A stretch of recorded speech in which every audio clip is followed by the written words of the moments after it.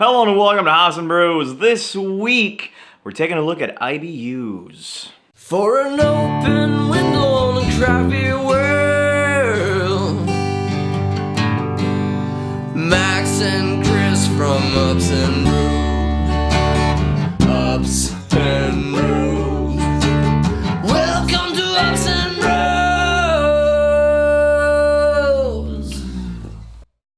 Alright, so before we start the video, we've got shirts now. House and Bros themed shirts. If you click the link in the description, we've got a link to a website where you can pick a couple different styles. We've got tanks, we've got v-necks, we've got t-shirts, we've got those crew neck shirts as well.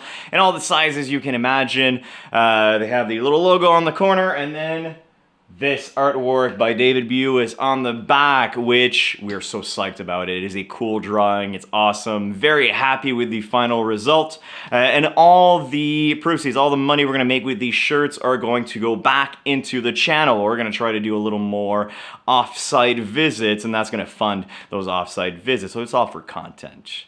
IBUs. Now, IBUs we've done before, about 2 years ago. I watched a video earlier, and there's a lot of very interesting points. A lot of things that we didn't necessarily mention or dive as much into. So today, we're looking to dive a little more into that while still keeping it kind of large enough so that it's easy to understand. Now, IBUs, also known as International Bitterness Unit, are also referred to as bitterness units. So if you see a BU instead of an IBU, it means pretty much the exact same thing. There's just a couple different scales that are used, the International Bitterness Unit being the more popular one, but I've seen BU in a lot of literature as well. I guess the definition of IBUs is the amount of isomerized alpha acids in your beer. Very complex. This means every hop has a certain amount of alpha acids. Those alpha acids, when boiled, become bitterness. So the IBU system is there to calculate how bitter a beer is. It'd be awesome if it was that simple, but it's really not. Every single hop has a different amount of alpha acids, and depending on when you boil it, you're going to extract a different amount of IBUs from that. Which is kind of cool to know, because if you have a 12% alpha acid versus a 5% alpha acids, if they boil the same amount of time, they're going to extract a different amount of bitterness. Again, beer is 4 ingredients, so everything that you use in beer is extremely important. It's going to affect the final flavor of that beer. Which means that whatever other ingredients you use with your hops are also going to affect the IBU. The human palate starts to feel bitterness at about 6 IBUs and stops to care or closes everything up as soon as it hits about 110 IBUs. So that bitterness kind of just shuts down the system, and they go like, that's the bitterness that we can handle, which is neat that your palate can do that. Because I feel like if you had a 2500 IBU beer and you still felt that, it'd probably hurt in a way. And not only that, but depending on the malt profile of your beer, that's also going to affect how your palate perceives that bitterness. So say you have a very, very lightly malted beer at 20 IBUs, it's going to feel quite bitter. Compared to a beer that is heavily malted, quite sweet, and has 60 IBUs. In fact, the 20 IBUs may seem like it's higher in bitterness than the 60 IBUs. You see how it gets complex in the sense that not only do you have to look at the numbers, but you also have to look at the style of the beer. Which means that for the public, as the IBU is mostly for the public to know how bitter a beer is, it's pretty cool, you know, this beer is a 40 IBU, I don't like bitter beers, I'm not gonna like this beer. Yeah, but if it's very sweet, it's not gonna feel like a 40 IBU, it might feel like a 10 IBU at that point, or a 20 IBU.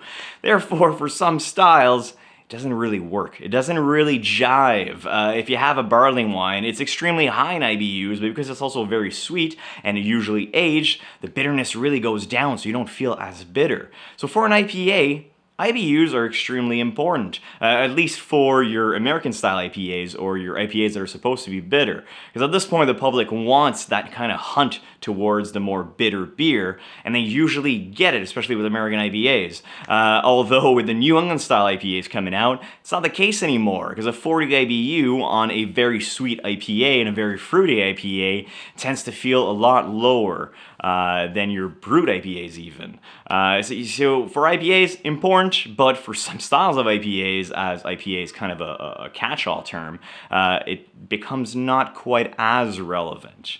But take another beer style that I think IBUs become kind of important and kind of useful. So in Ontario, sours have become a thing.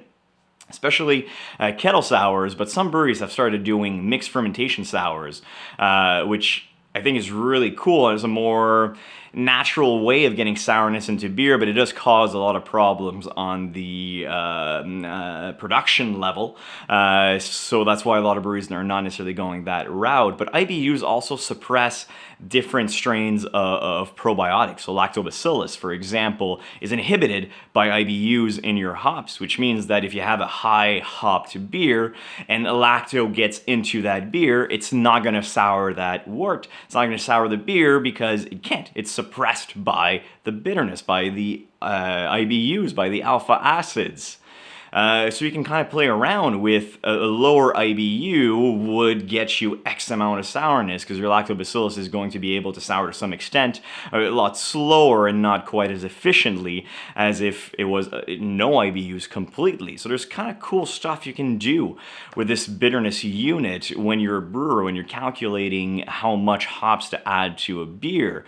Is it relevant for the public? It's relevant in some ways, but not all. So that's kind of what I wanted to get to today. IBUs, cool metric, fun for the public, but not necessarily always purely to follow, because with different beer styles, with different brewers, with different techniques, it becomes kind of obsolete.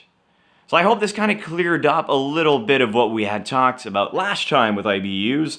And if you like the video, if you want to see more kind of 102s, retakes on old videos we've done before, leave a comment below, let us know which ones, and let us know which style you think would be interesting to have IBUs versus which styles it becomes kind of obsolete.